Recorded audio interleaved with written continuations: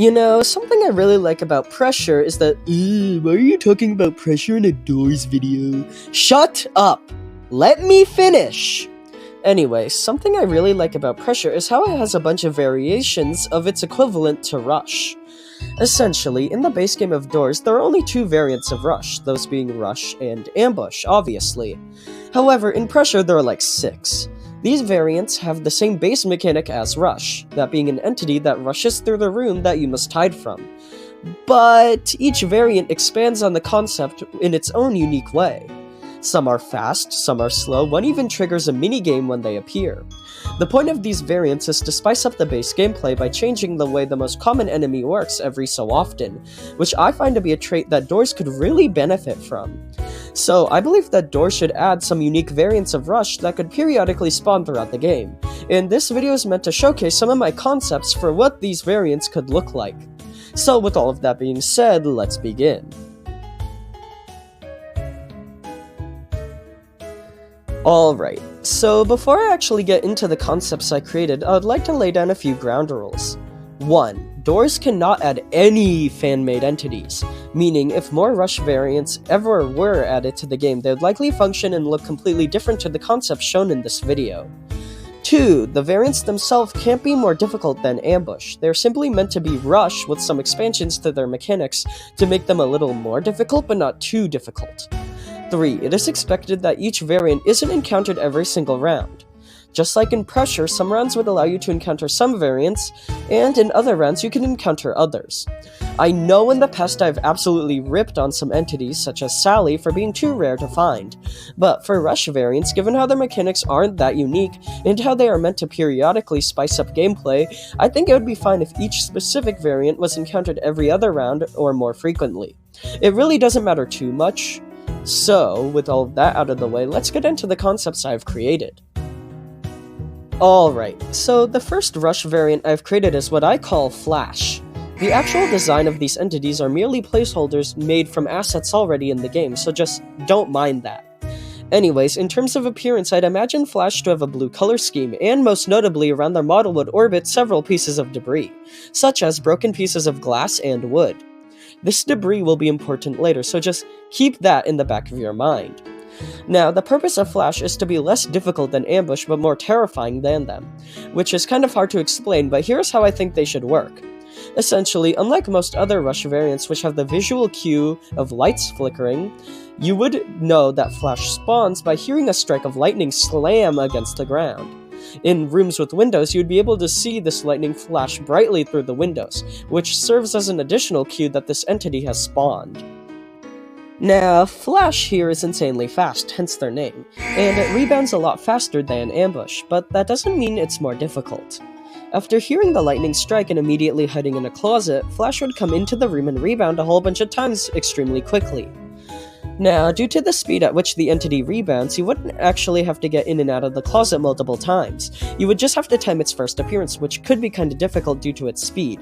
Then, stay in the closet and watch the chaos ensue outside for the duration the entity is present. The entity would leave the room before Hyde kicks you out of the closet.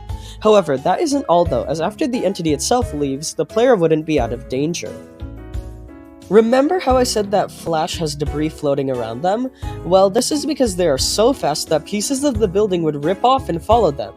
This means that a few seconds after the Flash itself leaves, a wave of debris will fly through the room and follow them. If you are caught in this wave, you wouldn't instantly be killed, but a significant chunk of your health would be taken and you would be temporarily blinded. Kind of like what happens if you hit one of the planks during the minecart seek chase in Floor 2. To avoid this wave, simply get in and out of the closet before the wave appears, and you'll hide from it.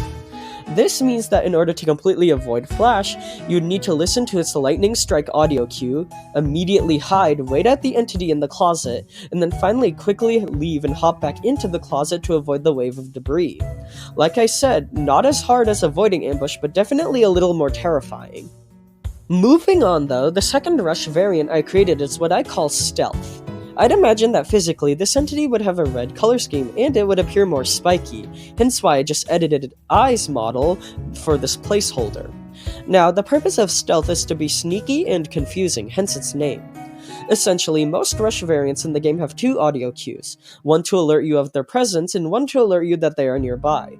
Stealth would only have one, that being the one to alert you of their presence. Even if this entity is right next to you, you wouldn't be able to tell just based on their audio cue, which is what I imagine to be a low humming noise. Additionally, I'd also imagine Stealth's visibility to flicker on and off, meaning looking out for them would be unreliable. Instead, in order to really detect this entity, you would need to look at how much your screen shakes. You see, with most Rush variants, the closer they are to you, the more violently your screen will shake. The issue is, when Stealth is present, the screen shakes would be very unpredictable. They would randomly and rapidly increase and decrease in strength before finally increasing to the maximum when the entity is very close. The purpose of this is to really confuse the player to trick them into hiding at the wrong time, and this, paired with how I imagine Stealth to be rather slow moving, could mean that you have to be really attentive to figure out if the screen shake you are experiencing is at its maximum strength, meaning it is now time to hide. So, in order to avoid Stealth, you'd need to look out for the lights flickering, hear its low humming audio cue, and just wait by a closet watching the screen shake unpredictably before hiding when you think the shake is at its highest strength. Now, I know the developers have said that they aren't really focused on making 2D entities, specifically to avoid making things such as a really fast Blue Rush, which just so happens to be what I had suggested mere moments ago. However, I don't think there's anything wrong with adding more variants to Rush, especially seeing how well it worked out with Pressure. This video just served as a way of providing concepts for what these Rush variants could look and behave like, with the addition of them being a little more unique than just Rush with speed changes. But yeah, that was essentially the whole video. I really hope the game adds more variants to basic enemies, with somewhat altered mechanics to spice up the gameplay, as it would be pretty cool. So, let me know in the comments what you think, and with all of that being said, thank you all for watching, and I hope you enjoyed.